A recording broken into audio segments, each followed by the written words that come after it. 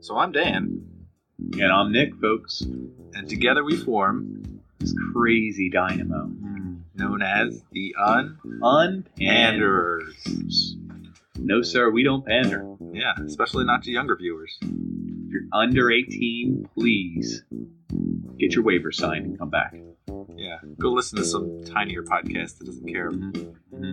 We care. Also, if you're an employer, you cannot use this podcast against me, please. Only because it's for infotainment. Yeah, it's for fun. Entertainment purposes only, I believe it's called. Yeah, nothing can be used against us in a court of law. Mm-hmm. So what'd you say we do here again? We like to fit in the groove and just flow. Burst out in conversation. Let it rip. A couple of old friends just going over some really interesting stuff. So why don't you tune in? Enjoy. Thanks, folks. So, I'm Dan. So, Nick. So, I'm Nick. So, I'm Nick. And you're Dan. All my words run together. Together, we are the Unpanderers. Yeah, You are listening to episode 46. 46. Hell yeah. Ish. Because we don't know how they're really going to come out, but we'll find out. No, we don't. But it's recorded. And this one is about Underdogs. Underdogs. Nice. Everyone's favorite things. We're going to talk a little bit about the origin of the word. That's a great thing. We're going to talk a little bit about some underdogs. That's a great thing. We're even going to discuss some betting odds, some sports facts, some interesting tidbits. We might touch on some movies. Mm-hmm. We're just kind of a good old time here. Yeah.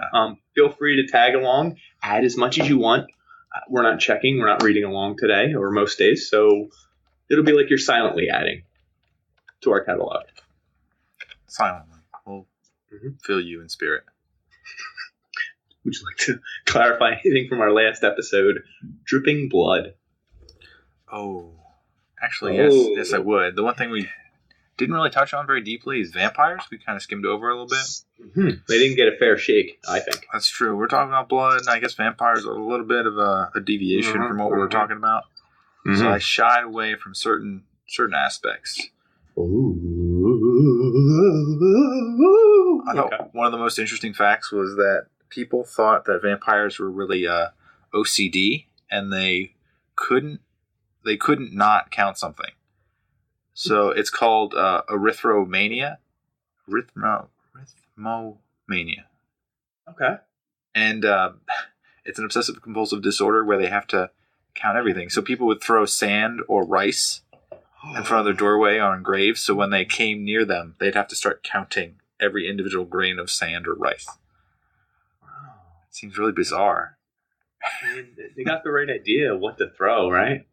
You're not throwing. Can you imagine if you brought 4 marbles and you're like, don't attack me? It's like 1, 2, 3, and you're like 4. That's actually all I needed. I'm just gonna. Yeah.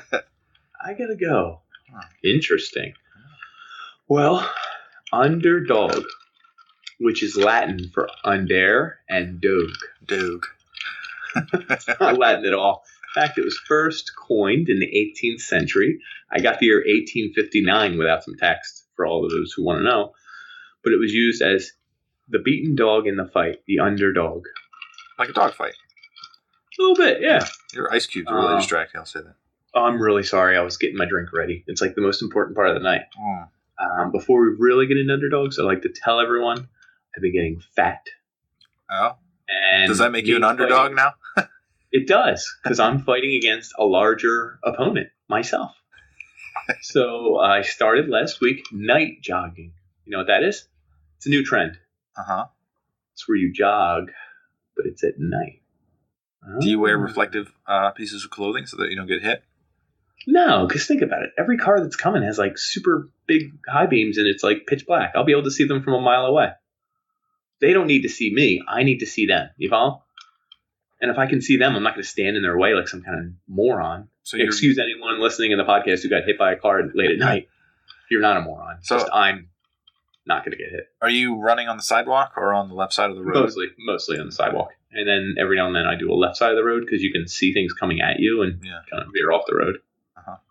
People say go on the right. I don't know. That seems more dangerous. I think that's like trusting the driver. Yeah, trusting the driver. No. I'm not going to do it. Nope. So I look a little sweaty, wearing some athletic gear. I may look unkempt, but I'm losing some weight. And I'm going to put it back on right here, folks. Did you have a scale count? How much do you weigh right now? I weighed 202 a week and a half ago. Whoa. Yeah. I was never above like 188, so like it was a big deal. Yeah, I'm up around probably 200. Ooh, around. He's afraid of the scale. But I'm beefier and meatier than Nick, so. Mm-hmm. Nothing more, gang. I got some haunches. So, started running. My first day, I did like a mile, and I was ready to die. Oh, yeah. Tonight, I think I did 2 miles, two and a quarter, two something. I don't know. Feeling good. I fear that day where I actually start running to lose weight. You know what's funny? I've tried different things. I used to run like 6 years ago. I did Broad Street. It's like 10-mile run. Uh-huh. That's kind of the thinnest I was. You get thin from running. There's no denying it. It's the thinning. You know what I mean? But it's not like no one ever looks at a runner and says, "Ooh, that's sexy runner's body." No one. They might. I don't know. I mean, I don't. No. I think runners' bodies are gawkly and weird and gangly. Yeah, there's a girl I used to have a crush on. She's a runner, and like she went to like it's bony looking. I don't know. Yeah, it's a little like veiny and a little like gritty when like you get. I'm sure it's healthy, sort of, but it's also. Well, here, listen. If you're any of the people I know in real life who do this, just turn off right now. But there's like this obsession that comes with running that's unhealthy too. Like people who do more than marathons. Like, you know, people like post, I ran my 30-miler over the weekend, or I did a 100-mile for 2 days. Or they put it on the back of their car. Yeah, well, if you did it, you might as well put it on your car. I'm not against putting it on the car. I'm against doing it in the first place. If you're doing a race, it takes like 6 hours. That's a weekend right there. Right. And do you know how you have to train for them? You have to like run at least an hour a day. Like I get the fitness aspect, but I don't have an hour a day to do nothing. You know what I mean? Like, you're saying that makes you an underdog, right? Since we have so little time to do what we really want to do. Exactly. And the thing I'm going against is huge. It's 202 pounds. I'm going against something much bigger than my ideal self. So I'm the underdog, and I'm going to beat it. What about your diet? Especially, I used to eat real crappy, like all winter.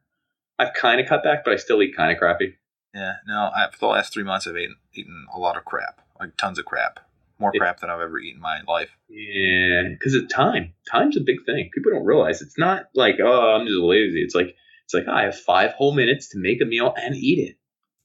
I'm going to include this mini ice cream cone and chips and hummus. I can eat them standing up. Oh, mac and cheese? That's sure. Reheat that for 2 seconds. Boom, I'm good. Eat it while you're standing, and then you're hungry later because it wasn't a real meal. So let's have some more stuff later.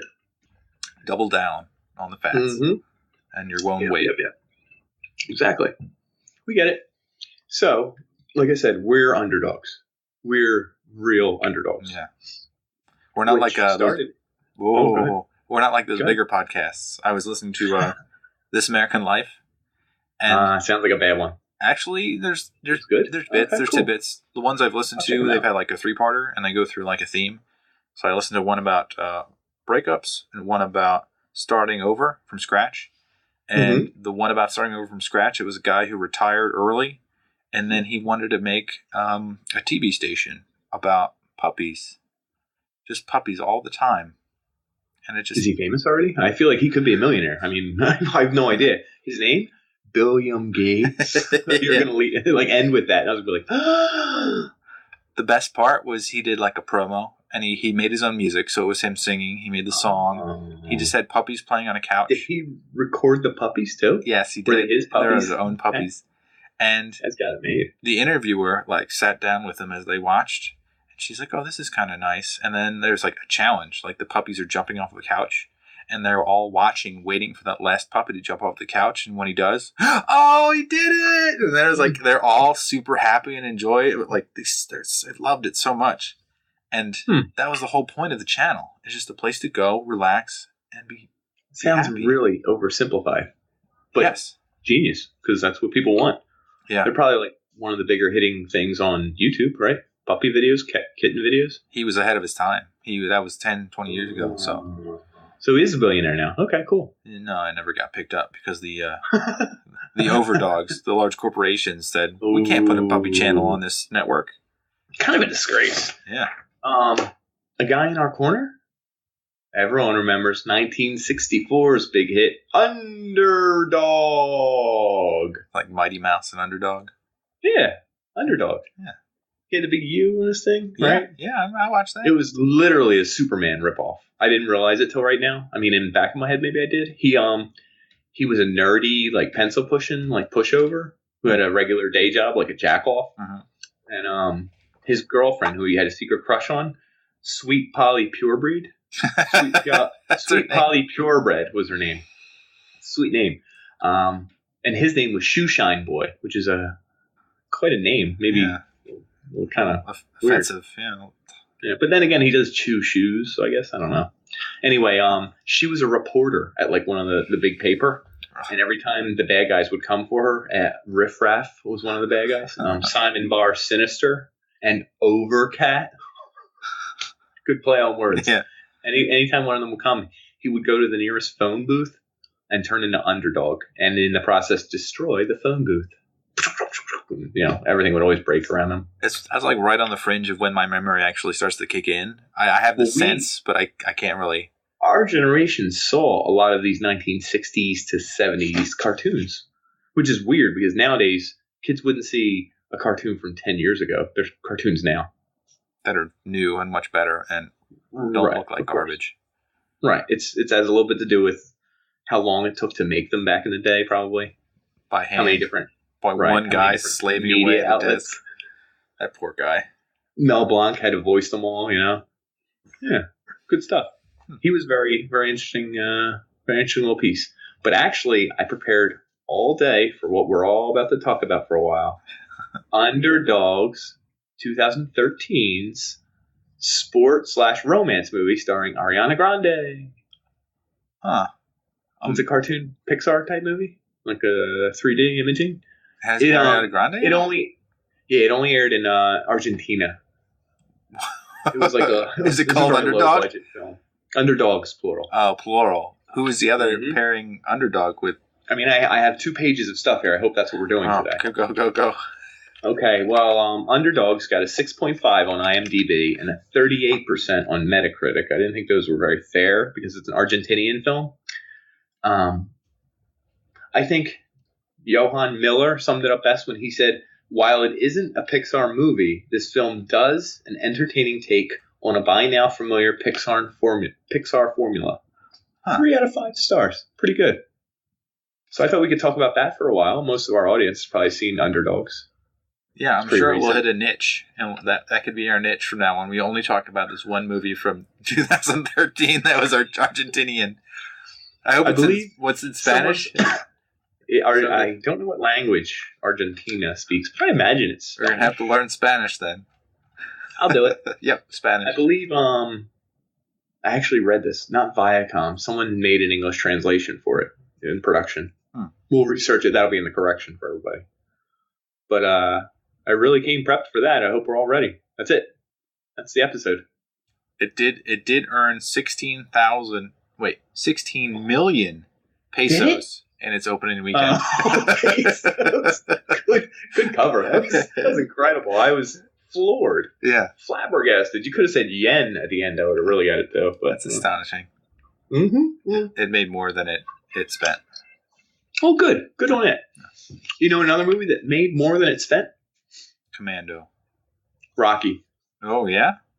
Yeah, the original Underdog story. Someone from Philadelphia might know. Uh-huh. I'm pointing to me because you moved. It doesn't count. Yeah. I'm more a Texan now than I ever was. Than you ever were? Yeah, I guess that's a true statement. I can't deny that. Did you know Rocky won Best Picture in 1976? Really? I actually didn't know it did. Yeah, Best Picture. One? Like Oscars. Isn't that cool? Huh. Check this out. It made $225 million that year. Okay. Oh, that's a little better than Underdogs. Well, hold on. Do you know how much it cost to make? Probably like $1 million. $1 million. You got it on the nose, brother. Woo! This guy's got I'm so good. Man. like What's bullshit. crazy is he didn't even win. He tied and lost by decision. Do you remember any of the Rockies? I saw like 1, 3, parts of 2, parts of 4, and the one that came out called Rocky Balboa. That one's pretty good. Which one does he battle the Russian, and which one does he battle Apollo? I have them written down. So 1 is where he loses to Apollo in a decision. 2 is a rematch. He wins against Apollo. 3, he fights Clubber Lang, a.k.a. Mr. T. 4, he fights Ivan Drago. Punch. Such a badass dude, yeah. Anyway, he knocks him out. And then 5, I didn't write down what 5 was. I think it gets ridiculous. Mm-hmm. And then we have Rocky Balboa. And then Creed, which came out a few years ago. I think everyone said I should see it. I didn't. It actually was nominated for Best Picture, I believe. And then Creed 2 is actually in production, set to release this year. It will be the 8th in the Rocky canon. Huh. Have you ever seen The Wrestler? I did. That's very depressing. It's in the same vein, I think, when I see Sylvester Stallone as an older gentleman who can't really do anything. It looks like he's about to pee himself. Not. Oh, as in the actor? Yeah. But it's the same thing. In The Wrestler? Yeah. It's not Nick Nolte. It's It looks like Nick Nolte, but it's that guy. You know, it's Ba-ding, ba-ding, ba-ding, ba-ding, ba-ding. Your internet better hurry up. Ba-ding, dead air. Wow. Everyone's turning off. What was it? I don't know. His name isn't showing up. I know. Is Mick Rooney? Is that no? Oh, Rooney. Yeah, and Rourke. Mickey Rourke. That's the one. Rourke. Yeah. I was close. Mick Rooney. Yeah, but Mickey Rourke, he's so beat up in that, and the best scene is when he has to work at the supermarket deli, and he's slicing meat, and he's like his finger getting hyped up. He's going through the plastic, like he's going out to the crowd, and then he's just, how do you like it? Cutting meat. Yeah, is that thin enough, man? Yeah. There you go. And he's winking at her with his like busted jaw and crazy looking face. Well, you've touched on something interesting without knowing you did it. It's incredible. We're so in sync. We are. You've touched on the American idea of the underdog. It's an American ideal that's tied also to the Cinderella story. Yeah. We'll tie into sports later because these often become sports metaphors, but they're also metaphors for the American condition. Like America sees itself Capitalism, as the Cinderella story. Rags to riches.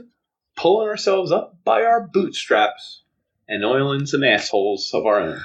That's a Always Sunny quote. I thought you were oiling with your nose. No, I could. I know someone shinier than myself that could do that. There. I'd slip right in there. Yeah. If I was a thinner, lighter man. But I'm quite girthy. Do you know where the origin of oh, here it was. Sorry. Ooh. Do you know why American is so into the underdog, the Cinderella story, all that? It kind of begins with Jewish, Christian ideals. Judeo-Christian roots. Huh. Because most of the people in America are Judeo-Christian. I guess they're like the origins of the religion are that they're sort of slaves and then they fought back against the... One of the biggest stories, the oldest, David versus Goliath. Yeah. Ooh, big one there, right? Definitely. So do you want to know something crazy? I did a little research. How big do you think Goliath was? It's probably like 6'3". There's 9 accounts of his height. Oh, yeah. Did they do it by shekels? The smallest? Yeah, they did it by cubic, whatever they have. So it was like 3 feet is a cubic yard, or I forget. 6'9" was the original account. Okay. That's pretty big. Like that's a big man. Zdeno Chara. Yeah, is he 6'9" or 6'8"? He's 6'8", 6'9". Somewhere around there, yeah. I would have said 6'8", internet. The internet has told me that it will take some more time to read this page. 6'9". He is 6'9". I was correct. Damn you. Yes. Is that on skates? That's an on skate stat. That has to be. I mean, they probably bullshit it anyway. Right. Anyway. One of the next accounts had him at 7'9", and there was an account that had him at 9.5 feet tall. That's bullshit. Do you ever hear like Abraham? He was 160 years old when he went out of the desert, and then like it took him 100 years to die. Wait, yeah. You know, he was like 300 something when he gave birth to 50 There's kids. A famous reverend who figured out the age of the. It's in Inherit the Wind, one of my favorite books. That's a pretty good book, though. Right. The lawyer's questioning the reverend. He says, well, actually, they know the age of the universe. Mm-hmm. We did it by figuring out Abraham's, Noah's, everybody's age, and then when they were born, et cetera, the earth is, et cetera, years old. Mm-hmm. And what's crazy is, oh, my God, here it is. I read this story in my Time Hop the other day. For those of you who don't know, Time Hop shows you what you texted, tweeted, or Facebooked this day in history. Are you familiar? That's creepy. Keep going. Wait. No, you sign up for it. Oh. So, I mean, you can opt out or turn everything off. I have things turned on. So I know what I don't have texts on. I have what episode tweets, you recorded? Facebook. I could. Oh, because it'll be the tweet. Think about it. Right. But it would be today, June 4th, and it says 1 year ago you tweeted this, 2 years ago you may Facebook this, 8 years ago you took a picture at the Flyers game or something. Wow, self-indulgence. So something, 100%, I love it. But you also see how you've changed over the years. Well, let's say this. Sure. I saw there was a senator who he was saying the age of retirement shouldn't be lowered. If anything, it should be raised. He doesn't understand why there should be a mandatory money for anyone who retires. Because, as we all know, Noah, at 158, decided he built the ark or something. And he literally said this in court. Oh, no. And people were like, what? And they're like, well, everyone else is kind of just lazy. And people were like, and this is, I want to say a senator. You can look it up, Senator, Noah or Abraham. You can probably figure it out. But I made a comment about him, I believe, this day in history or yesterday, years back, 1 or 2 years back. So the oldest known person to ever live is Jean Clement, 122 years. 122 years old. 22? Is that legit? That sounds fake. What yearish was this that he lived to be 122? Recent? 1997 is when that person died. Okay. I can kind of believe that then. If it was like 500 years ago, I'd be like, it's bullcrap. Yeah. Well, anyway, Noah and Abraham lived to be 392. Pretty amazing genes they had. And that was a woman. Janine. My bad. I don't know. French. The way you said it improperly, I thought maybe for your correction for the next episode, you can say it more properly. I'll have to learn this. Properly, honor the oldest person that ever lived. Could be different by tomorrow. Or I can honor Noah or Abraham. Let's knock a hole on that. Make room for Abraham. But the real, I thought, interesting David and Goliath story. Did you hear? He slung the rock and it hit them in the head, right? Yeah. Knocked them over. Yep. That's like the whole story to kids. Most people. Yeah. To me, that's what I know. I don't know. Like that scene in Troy where 1-on-1 they go and fight for the two sides of the war. Oh, I was thinking like the snakes or whatever in Game of Thrones, where he actually poisoned him beforehand. Oh, okay. There's some foul play. No, well, actually, what they said is he was even wearing a helmet, Goliath, and the stone went through the helmet into his head, and he fell over. And while Goliath was on the ground, good old David walked up and cut his head off, and then carried the giant head back to his king and said, "Looky what I got! It's his head." And he took all of Goliath's armor and set it up in his tent as a shrine, as if to say, "Ha, look what I got." And it was all giant-sized armor. And I thought, that's weird. I never heard that part of the story. That's weird. Yeah, that doesn't really meet our Christian values. Right? But it was in the story. We just kind of stopped at he threw a rock at the big dude, and the little guy won. Yeah. Not little guy won. Cut his head off, severed the veins, dragged the bloody stump back to the king, and then paraded around in his dead body armor. We always skip over that part. I thought that was weird. So, do you know any other underdog stories through history, maybe? Or I'm trying to save sports. I'm trying to save sports for the end. So, any movies? Any movies that came out in 2004 with true underdog story in the title? I could see. So, starring, it's an athletic movie, but not really. Starring Ben Stiller. Chuck Norris. Chuck Norris is in this one? Yeah. It's like Dodgeball or something? Yeah, Dodgeball. There you go. You got it. Dodgeball, a true underdog story. I was thinking The Replacements, because that was around the same time frame, right? But it didn't have Ben Stiller in it. No, it doesn't, but that's also an underdog story. When I was reading, it says it was either Wikipedia or Webster or someone was like trying to say this trope is in every damn sports movie, but they said it in the nicest way possible. But they're like, you'll notice this trope is in almost every movie about sports. And it's like the ragtag bunch gets together and beats the overwhelming favorite bad villain character. Yeah. And I was trying to think, how many movies is the team that's favored go on to win, and then that's it. Like that's it. It's the whole. Wow, incredible. Are there any? I couldn't think of one. I couldn't think of very many. I know Rudy. He doesn't really. He's like undersized, and he only plays for 5 minutes a game or something. Yeah, I think like one play. Yeah, if I'm not mistaken. It might even. I don't know. So like that's somehow huge in the movie, but that's very minimal in real life. If you only played one play, you wouldn't be talking about it. Not even a little bit. Do you want to get to one of the more popular underdog stories of all time, and one that you may be familiar with? Oprah? Oprah was an underdog story. No, I actually didn't know this. Poor family, won a scholarship to be a broadcaster. How poor is poor? You mean average income or poor? Like, I have no idea. I'm literally asking. I don't even know if you do research. I don't. I apologize. Wore potato sacks because clothing did not always fit into the budget for her poverty-stricken family. There you go, potato sack clothing.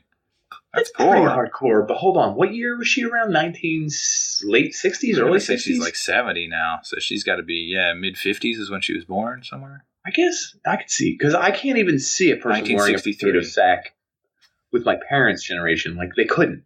Like, that wouldn't even make sense. Huh. Like, did she wear it, like, to school one day as a joke? Like, there's no way. She's like, Mom, I don't have clothes. There's a potato sack in the back. Like, do you know what I mean? I can't see it. It's possible, and I apologize if it is. She was just projecting her life out, and she said, if I wear this Halloween costume as a potato sack right now, exactly, and I do become successful, we're coming back to the potato sack. Yeah. All I had were potato sacks. They're going to picture me as an underdog.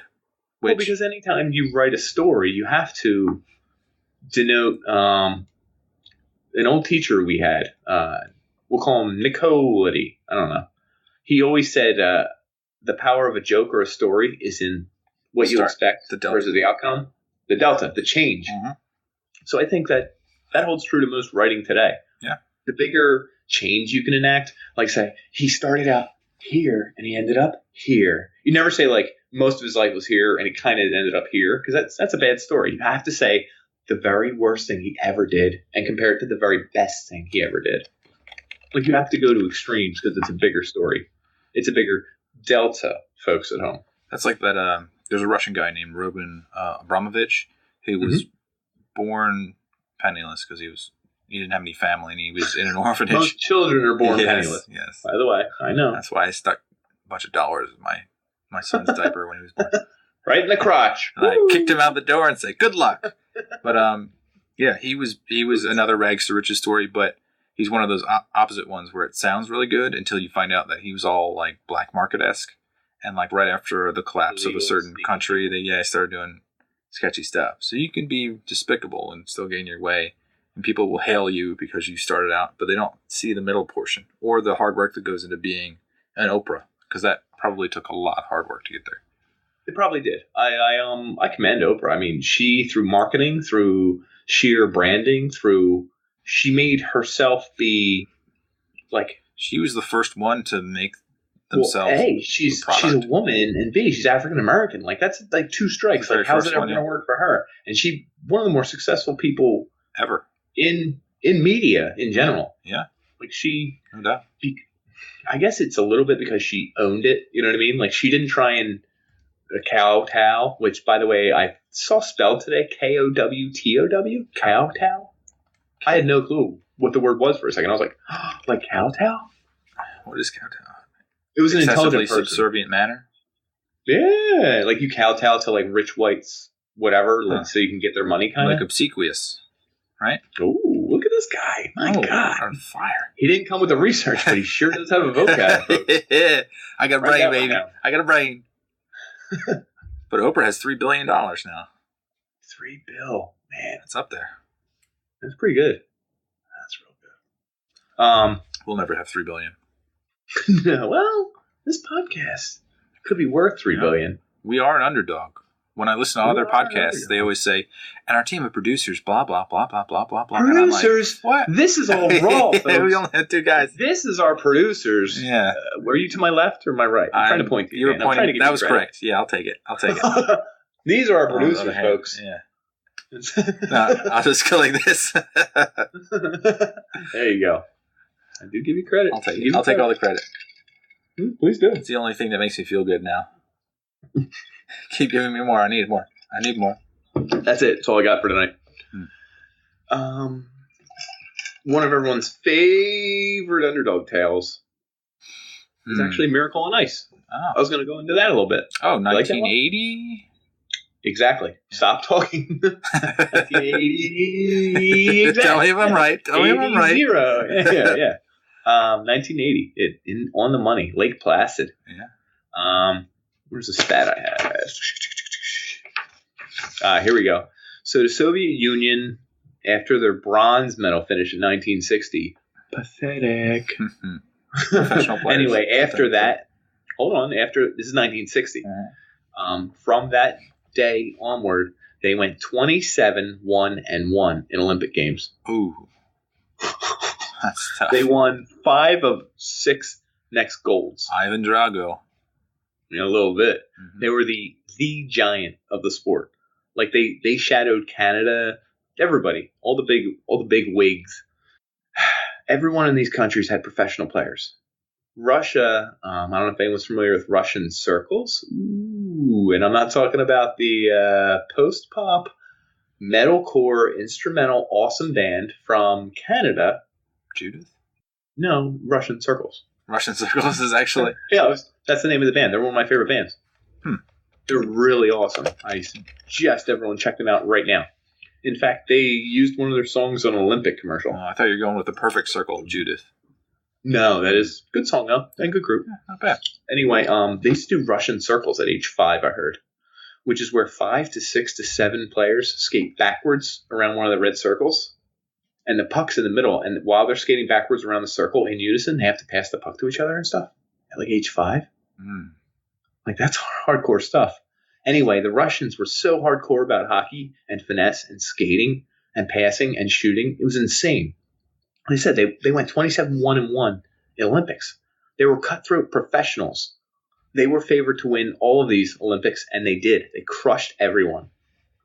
That year, I believe it was...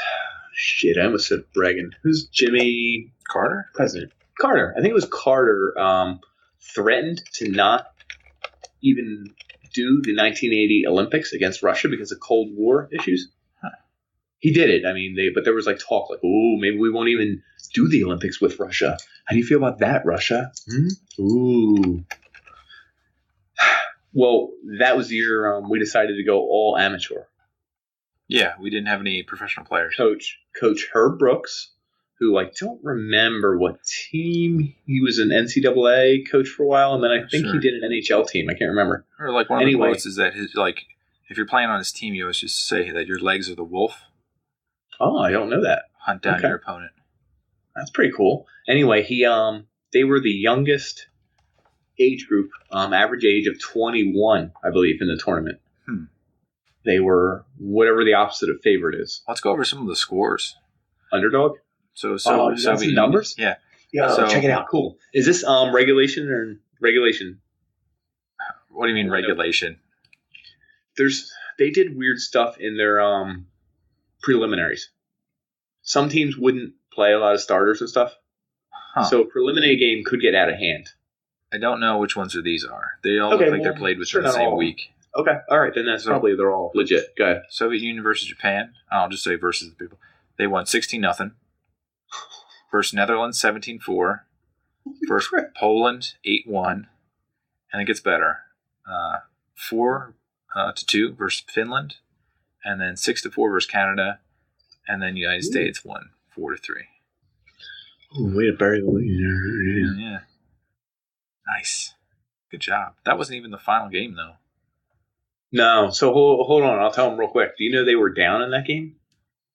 No. So the best goalie in the world for the past 6 years, there was a lot of talk of him coming to the NHL. He was so good. It's Trechniak. He's a beast. Like, he was just the war machine. Like, he would just seek and destroy and stop and kick. And I believe, I don't think he was butterfly, but he started a hybrid style goalie. They actually ended up pulling him after the first period because the United States scored 2 goals on like some weak shots. The Russian machine got angry. Can't believe they scored 2 goals. So in the second period, USA did not score, I believe, and Russia scored 2 times. So now they were ahead back 3-2 after 2 periods. Mm-hmm. And I believe this is between the second and third period, the Herb Brooks famous speech. They have the kid give it in the suit. You may play them 9 out of 10 times and they'll win, but not tonight, you don't. Everyone memorized that speech. It's a real good speech. Mm-hmm. Anyway, they went out and scored 2 goals in that third period. One with 10 minutes left, and it's crazy because I think the Russians had the puck in the zone for the last 2-3 minutes and were ripping shots. I think the goalie, who was he a Rochester player? There's no way, right? Like a Callahan type of? Yeah. Sounds kind of familiar. He could be. Anyway, just a college kid. I mean, these are all just college kids when you think about it, because the United States would not use professional players. And these college kids beat the shit out of the greatest team. Beat the shit. Barely won by 1 goal. But hey, we'll take it. And held them off and cleared the puck with 10 seconds. And Al Michaels said, "Do you believe in miracles, folks?" And everybody's going nuts and throwing things. And then they had to go and play Norway or Sweden and beat them pretty handily, 5-2 or something maybe. I don't know. I think it's 4-2. You got the number? I think it was 4-2. Okay. Yeah. And won the gold. But I mean, that was a real game. Hell of an underdog story. Pretty badass. So that kind of leads us into all other sports. You want to talk about any sports underdogs you want to talk about? Ooh, let me see here. I got lists a mile long. So yeah, I know. Oh crap, it's literally a mile long. If you were to put this on the pavement. So there's basketball teams. I looked at everyone's wins over all time. Okay. Which is crazy. I saw that. Some of that's so unfair. Besttickets.com, this blog is pretty amazing. So I'll tell you top 3 teams. So what makes a dynasty, first of all? 3 years in a row or 3 out of 5? I say 2 out of 3 is the beginning of a dynasty. 3 out of 5 is a dynasty. I would agree with you. Okay. And these teams, the Lakers, the Celtics, they were dynasty. Even the Spurs. Yeah. Pre-LeBron kind of, as LeBron entered. So those are the top 3, not in that order. But their win percentage is around 60%. And if you were well, that's crazy because who's to say they weren't losers throughout all the 70s, 80s, and part of the 90s? Do you know what I mean? Deliberately flop, like the Penguins, to pick up better picks. Language. Yeah. But they probably have 3 of 5, are they? I think they're there, yeah. I think they already won 2. You have stats on that? You research it probably. I didn't do the Penguins. I just was looking at winners. I know they're 2-time winners. Didn't happen to come. Yeah. They did, but I think it's also 3 in 5 years or 3 in 6 years or something. Remember the one against Detroit they won? Let's not look it up. Yeah. We'll gloss over that piece of garbage. All right. So, any other dynasties you want to touch on? Because I will tell you an interesting thing that happens with the word dynasty, the word Cinderella, the word miracle. You can hit it because I can keep going with these stats. All right. So, apparently back in the 19 teens and the Miracle Braves of 1914, or as a Philadelphia native, I know the Miracle at the Meadowlands, or the Miracle at the Meadowlands 2, or things were the Miracle, and then they become the Cinderella team a lot of times, and then 2017, oddly enough, became the Underdog Eagles. Underdog. They were big swinging. Yep. The Eagles were kind of one of the biggest underdog stories of my life. Yeah. And I'm sure it's me-centric. I mean, if you were alive in 1948 and you cheered for the friggin' underdog Celtic team that was up against the Bill Russell, I don't know. After a certain point, you're why are you cheering for the Patriots? It doesn't make any sense. They've won how many times in a row? You say that, but I will say he might be one of the ultimate underdog stories. Tom Brady, because he was drafted 78, sixth round. I actually almost put his number on here, except I figured it would be too easy. When was Tom Brady drafted? It was in the 6th round, I'm pretty sure. It was back when they did 7 rounds. Now he was 199. Never mind, 6th round. Is that what it was? Yeah. Yeah. So he's probably one of the last ones, right? And the only reason, I think he was on the very last day. I know that. That's crazy. And then he only really got to play because Drew Bledsoe got injured. Yeah, and then he dominated. So there's only 7 rounds. Mm-hmm. So there's only what? How many? 30 teams? How many teams? Yeah, 7 times 30, 210. Yeah. Does that make sense? Yeah, so he was, yeah. I mean, it's more than that. It's like 230 something, probably. And then now he's like the winningest quarterback of all time, right? Of all time. Right. He probably will go down as the best of all time. Interestingly enough, then, we can talk about those 2017 Eagles.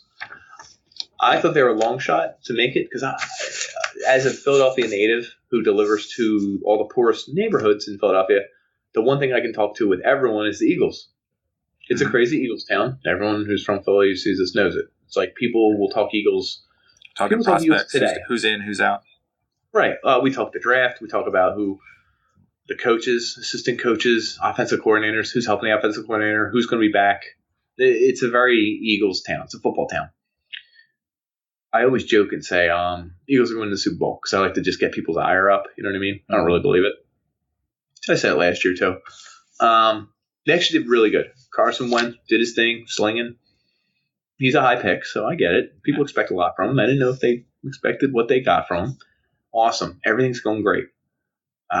Except that they lost their starting all-pro left tackle, Jason Peters. They lost the return man, Darren Sproles. He's their third running back, wide receiver type guy, third down guy. They lost their middle linebacker, who was a playmaker, Jordan Hicks, and they lost their special teams pro. I forget what his name was. He's a safety. They lost a lot of guys. And then, on top of that, they lost Carson Wentz in Week 14. Yeah. And literally, when that happened, it says ACL was torn. I thought it was a long shot. They could make the Super Bowl or something like that. And I was like this. Fat ones. I don't care. It's they call on the guy that had been there and back Nick again. Foles. Yeah. Nicky Sixx, baby. And Nicky Sixx came in. And I like Nicky Sixx. Good guy. But I was like, God can't play football like Carson Wentz can. He's going to get eaten alive. He had a good game against the Giants, I believe. That's right. The Eagles kicker went down. I'm sure someone else went down, too. I think we lost a D-end. Anyway, we're playing with a bunch of people who were not backups, but whatever. And Week 16 rolled around, and they played Oakland, or it's 15 or 16. And I don't know if they scored a touchdown. And Week 16 was Dallas, Week 17 or whatever it was. And they didn't score any points. They lost 7-0 to Dallas. Now, they already had a playoff spot locked up and I think home field locked up. So they just looked real bad. Yeah, they didn't have any motivation. So check this. No, but you want to beat Dallas, who you hate, and score more than 0 points? 0. Yeah. Pretty bad. But anyway, they open against the Atlanta Falcons as like a minus or a +4 underdog, which is kind of disrespectful because it's an Eagles home game. They're the number 1 seed, and they were an underdog. And I was like, this is kind of crazy. Well, they won. Oddly enough, last play of the game. Nick Foles looked pretty good. Then they played the Vikings at home in Citizens Bank Park. The link. And they opened as I believe, a 3-point dog again, which is crazy because they're the number 1 seed, and they're at home again, and they just won the last game. Well, they demolished the Vikings to the point where I couldn't believe it. And then they went against Bill Belichick and Tom Brady. Tom Brady being the winningest quarterback of all time. Bill Belichick being probably the smartest coach of all time.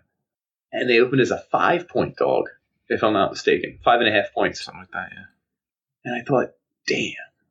We're going to get these Not to mention, I don't know. I was real nervous. I thought we could. I just didn't think it would happen. And then they started doing the dog mask thing, and I thought that was really cool. And I think they really put into what? Do you not know this? Underdog mask? Yeah. No, I don't know. Which is quite Oh shit! So they beat Atlanta Falcons as an underdog, or Vikings. No, it was Atlanta Falcons. So Lane Johnson, offensive tackle, he's a beast. He came out after the game, and he must have bought one from Amazon. Just Lane Johnson, underdog. As soon as the game was over, he put on this. I have one in my house. I couldn't find it for the episode. He put on a rubber dog mask head and just walked around with the mask, and there's confetti flying everywhere. And he said, "Y'all thought we were underdogs. Well, we won the game." Like, he's an old Oklahoma boy. Yeah, it looks pretty good. It looks cool. Well, anyway, they went on sale on Amazon, and they sold I'm sure thousands, if not tens of thousands or more. And people start wearing into that Vikings game where we played the Vikings. Some guy with a warehouse full of these masks. Oh my God, someone had to clean up. Oh, yes, finally. But it's the perfect storm. Like Tom Brady threw for 500 yards. Bill Belichick coached team, and the Eagles won. Tom Brady had the ball in his hands with a minute whatever left, and we won. It's truly a crazy underdog story that a backup quarterback just won the Super Bowl against Tom Brady. Huh. It's nuts. And a coach who, Doug Peterson, second year coach. After the first year, there were people talking about firing him. Because like you hear this talk every day. Like I hear it all the time. It's crazy. So that in my life against an Eagles team that always screws things up, has never won a Super Bowl. In my life, I'll probably never see anything underdog-y like that again. And on top of that, Philadelphia is the definition of an underdog city. We touched on Rocky. That's like, they have a statue of the guy at the Art Museum steps. He's our national mascot.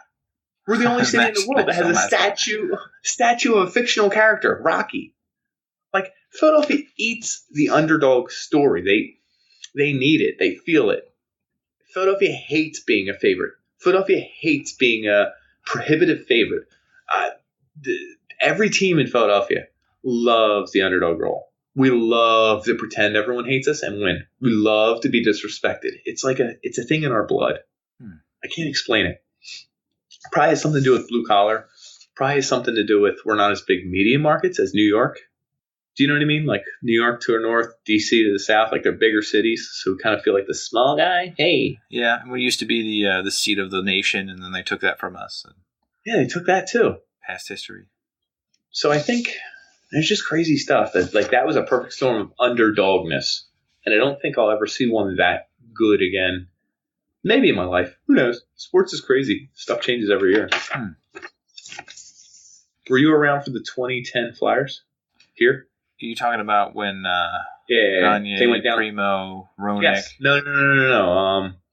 After that, down 3-0 to Boston Bruins. Oh yeah, came back after Richards broke that guy's wrist. Krejci. Was it his wrist? Yeah, it was David Krejci. I remember the hit. Yeah, center ice. And then shifted the whole series. He went up against the Montreal Canadiens, and he had that goal where he just demolished the goalie. Yeah, he went through the Loch Ness Monster. That's correct. I remember things. Oh my God. You just reminded me. I was at that game, I think. You were? Yes. I was at, it might have been this game. Don't quote me because I don't know if lawsuits can happen. So we had the very back seats in the entire building. Like the very, very, very back seats. The last row. Yep. So literally I can stand the whole game if I want. Okay. Stand if you want. The ceiling is like right above your head. Yeah, it's like a foot away from you. Yeah. I was so pumped, so drunk, and so out of my mind, I started punching the roof. I punched holes in it. There are fist-sized holes in that building, thanks to me. And you just jogged my memory. Brought it right on back. That's what we're good for. I couldn't even feel pain that night. Whew. I'm getting lit up just thinking about it. Yeah. It's a damn shame they didn't win the cup. Yeah. And they were a 7 seed. Cocaine, it's a hell of a drug. I wish. Oh my God, if I was on cocaine, I would be dead and in jail right now. Probably. So you'd be an underdog coming out. Out of jail trying to get a job as an underdog. Win the back integration program. You'd be the underdog. So, everyone at home knows your favorite underdog story, and I'm going to bring it up. Oh, yeah? I'm going to bring you back a little bit. It's kind of when you were a baby, but I'm sure your family just nonstop talks about it. 1989. The Saskatchewan Roughriders. Come on, Canadian football. I know it's in your blood. Come on. Is this where they scored first downs in every first play? I don't know. You might be right. They were a 9-9 team. They went up against the Calgary Stampedes that year. 10-8. Uh-huh. They were probably going to lose by 2 touchdowns, they thought. Nope, they won. Next round, Edmonton Eskimos. No way they're beating them. They're 16-2. Like how there's no basis. Still talks about this. There's no background whatsoever. Your family still talks about this. I can feel it. Yeah. They smashed them. I can't believe this. But everyone still didn't believe. And then they went up against the Hamilton Tiger Cats. Mark my words, folks. They're not going to walk over Hamilton like it's a joke. These other two games were a fluke. Mm-hmm. They went up against them 12-6, the Hamilton Tiger Cats that year.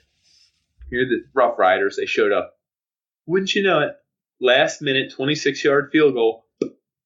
Oh, the Grey Cup is won, folks. The Grey Cup is won. Are you believing this? It's the Rough Riders from Saskatchewan.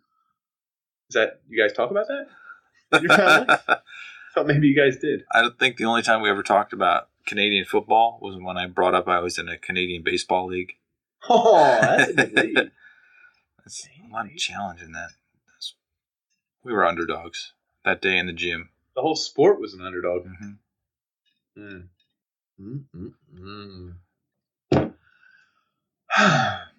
Well, there's one thing I want to bring up about movies and being an underdog.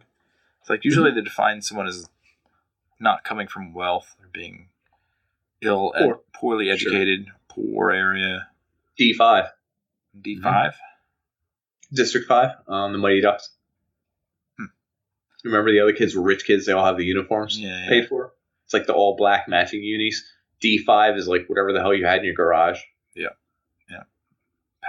Patchwork. Not to mention their coach was an alcoholic with a DUI.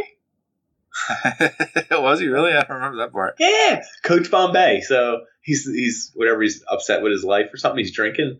The cop pulls him over and he says, "Have you been drinking?" He says, "A whittle." "Get over here!" And the judge, instead of sentencing him to, $50,000 fine, 2.5 years in prison, no license for 18 months, he says, "Instead, you have to coach a bunch of misfits in District 5 ice hockey." Bang, bang. Sentences were rough back then. Yeah. He showed up in his limo to work with children Movie after justice. he just got his DUI. Yeah. Huh. That's when justice meant something back then. Yeah. At least he wasn't mentally handicapped like some of the stories we read about or watch on TV. Such as, like, Forrest Gump. Like, he never really had a chance. No. Are you saying he's an underdog? He's an underdog. He kind of was. He was. Throughout his whole life, he didn't even have a clue what was going on most of the time. Yo, I bet you that's why it was such a successful movie. Because America loves the underdog. Because we believe that they can do it. We believe that we can do it. Individually. Without each other. You don't want me to be all conspiracy theory, do you? Do it. Rich people want people to believe the Cinderella story because then they won't try and change the system. They'll just try and work harder to get ahead and pull yourself up by your bootstraps type stuff. If you're in the wrong system, you're not going to win. You're screwed. Yeah, you're not going to win in that system. In fact, it's a little bit like gambling. Oh, 1 in a million times you will win $1 billion. Most of the time you will lose all your money and you're already poor and you cannot afford to do this and you're losing your family's money. Good job, asshole. Mm-hmm. And your kid's out in the car. It's so strange because I listened to that This American Life, the other part of the Starting from Scratch. It was some guy who he inherited $6 million when he turned 50. Well, that's an interesting age to inherit it, though. Yeah, because his father spited him because he was a gambler, a heavy gambler with a child. With a child, and now he works in Las Vegas. Yeah, he works in Las Vegas as a limo driver, makes money, and then in his breaks, he'll go in and gamble. And the gamblers always talk about how they're winning X amount of dollars and never talk about the long term. What they're losing. Yeah. Right. Well, no. They'll long term. Oh, I won $800 over the past 3 weeks. They will never mention the negative. Minus $100 each day for indefinite. Another infamous gambler move is the plus 400 this year. Yeah. Like, I doubt they kept a ledger for the whole year, but anything's possible. I don't know. We gotta do an episode on gambling. There's statistics out there. Maybe we could find out who actually is a winner. Yes. We should do some research on that subject. Yeah. Do you have anything else you wanted to touch on tonight? No, I just love Forrest Gump. That's all. I just love being a champion. Yeah. And running, exercising, rooting for the Eagles. I hope everyone hates the Eagles. We'll see if I touched on everybody. So I guess that covers our topic of the underdogs. What else you got? That's everything. Yeah, I didn't really have very much to talk about here, other than I like looking at the shittiest teams ever. Oh, do you? Yeah. 76ers on that list? Yes, well, of course they are, but they're actually up there somewhere. The recent one. It's not gonna. It doesn't all time. Team. This is an all-time thing. I know, and there's a recent team that almost broke the record for fewest wins in a season. Yeah, losingest. I think they won 5 or 7 games a few years ago. What's the NBA record going on right there? What do you got in front of you, NBA? NBA total wins is like 61% win percentage over all time. Oh, you're talking about overall time. That sucks. 76ers overall time is 52%. All right, hold on. Let me get some. You got your pony? My favorite underdog story I read. Ride it, my pony. Was are you guys familiar with Man o' War? Is that the Spanish Man o' War? Close. It's a racing horse that was friggin' undefeated. Is this some giant horse, and he was like, no one knew where he came from. You can look up his owner, Bill, somebody, I forget. Yeah. Anyway, he was undefeated. Every race he went in, he won. He was just this friggin' giant, fast, probably freakish beast. Huh. Hold on, my friends. Or steroids. This is 1919, so it was probably just good old hot dogs and beer, like Babe Ruth, I guess. Mm-hmm. Anyway, in the Sanford Memorial Stakes, a horse named Ultimately Upset won the race and beat Man o' War with the odds 100-1. Ooh, payout. Good payout right there. That's a good payout right there. I have no clue how many people bet on him, but it was pretty badass. And shout out Upset. We like him. I dig him. Do you have any other big upsets you want to talk about? No, but I looked at a bunch of like gambling odds on people who had to bet on like 15 winners in a row. They were putting down they put down like $100, and the return was like 250-1 or something. So I believe it. Yeah. 15 games in a row. It's like flipping a coin. It's like a little bit. Do you ever do the card game? Higher, lower, higher, lower, higher, lower, higher, lower, higher, lower, higher, lower. Yeah. So you flip a card and you have to pick higher or lower. You say higher. Now the next card you have to flip. I'm going to flip another card, higher or lower. You keep going, and eventually, once you get to like 4 or 5 cards, it's like you're going to screw up. So 15. I'm trying to remember. I did an ESPN thing that was less than 15. I want to say it was. What are you talking less about? 15. No, it might be 15. Flipping a coin 16 times in a row. What are the odds that it lands on heads every time? Is that what you're going to talk about? No, but what are the odds that it will land on heads? 65,000-1. That's crazy odds. I'm surprised they don't have like a gambling channel where they just say like, let's watch these flips. Everyone bet, and then they just keep flipping a coin. It's like the addicted gamblers would be all over that. I guess so. They have to wait the now, coins. Hold on. Slightly. What are the odds you'd get something right on 15 coin flips with random guesses, not just heads? That's the same thing. Are you sure? Yes. If you had to guess every time correctly, and I'm guessing. It's the same 65,000-1. Is it? Yes. I think I'm better than that.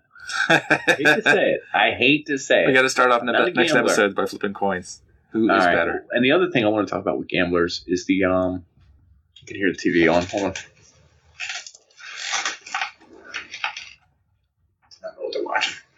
Man of War. Go away. See a Man of War. We're upset. You didn't shut it all the way. I don't care. I hope it bothers you. Are you OCD? Would you like to count my doors? 1, Just shut 2. This off here. Whoa! Damn it! You forgot. I could talk about the losingest teams. Please all time. These are the bottom 6. Florida Panthers, starting off at a measly 40%. I was like 39.4. They beat the Flyers in the playoffs like twice in the 90s when I was watching. The only time they were in the playoffs. Tampa Bay Buccaneers. Columbus Blue Jackets, they're new, kind of. But Tampa Bay, up again. Tampa Bay Lightning, surprisingly. Again, really? They're doing good this year. But Los Angeles Clippers, which I guess I've heard about them, but the Lakers just kind of overshadow them, so it's like, who cares? Well, that's kind of how it happens in LA, too. Yeah. And then the Charlotte Bobcats, which are, I guess, brand new. Mm-hmm. Which I haven't heard of. It's kind of not fair. 36% win percentage.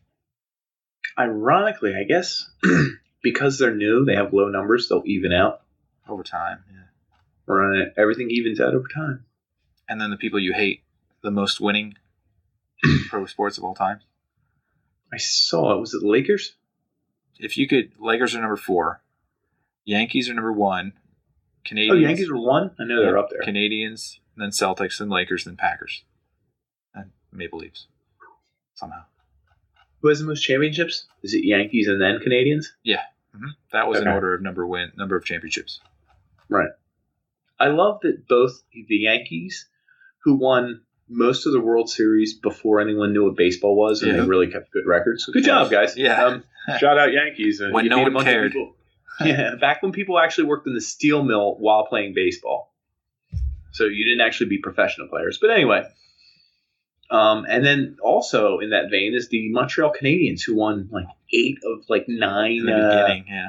When there was only 6 teams. When there were 6 teams, and they were the only ones who had professional players. They should have a percentage adjusted per the amount of like teams in the league. They should adjust it for that, and that would be an amazing stat.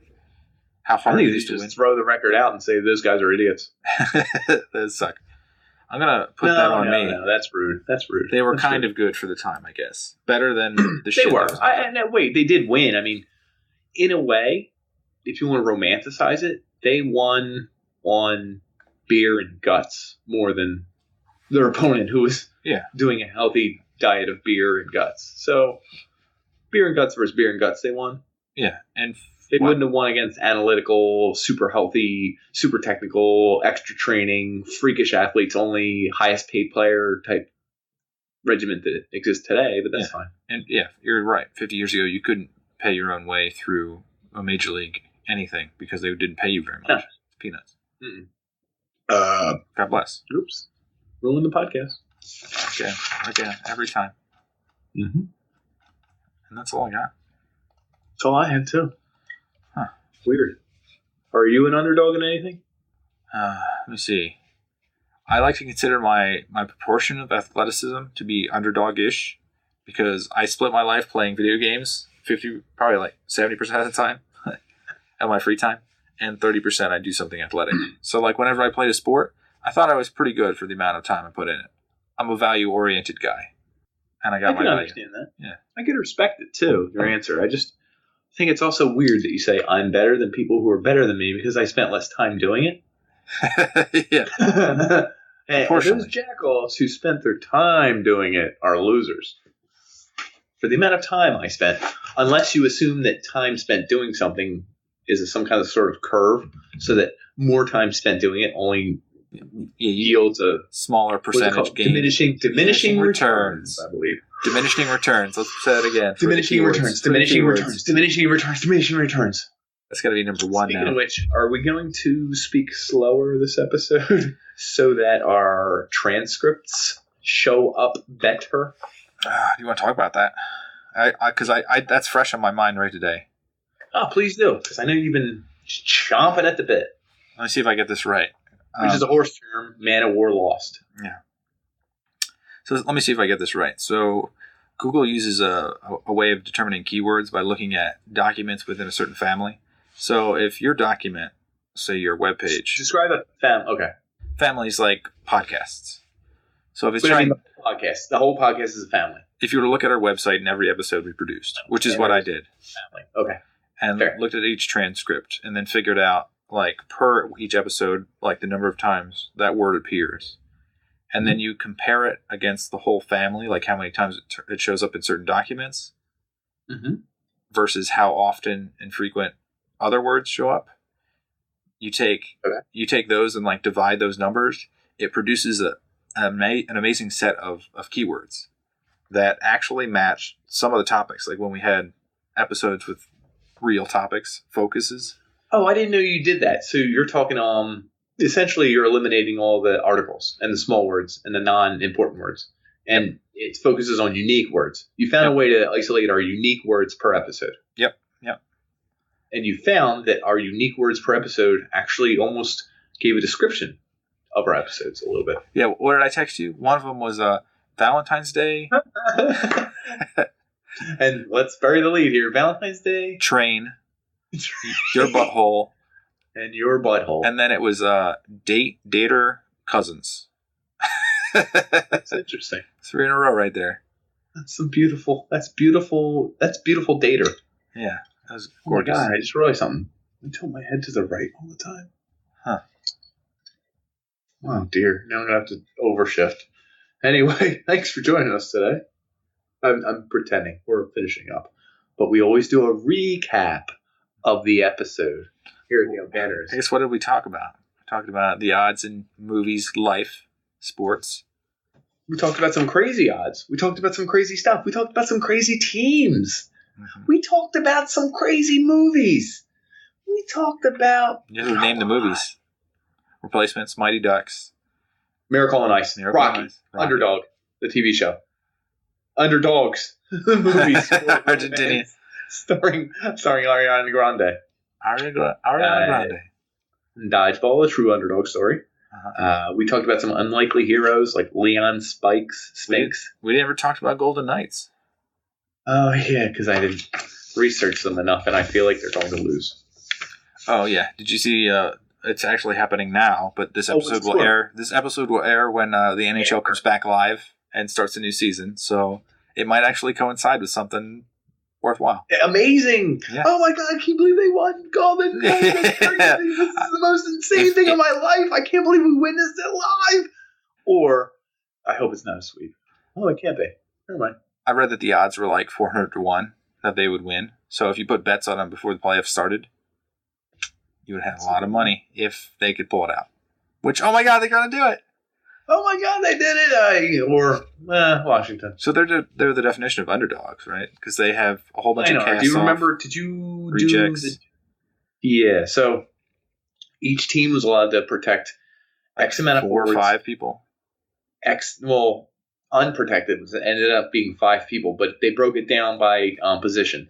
So you could protect X amount of forwards, X amount of defensemen, and X amount of goalies. The people that were not eligible were people who had like more than 2 years left on their deal, I believe. Mm-hmm. So this is all people who were either unrestricted free agents, restricted free agents, or people with 1 year left on their deal that you could unprotect.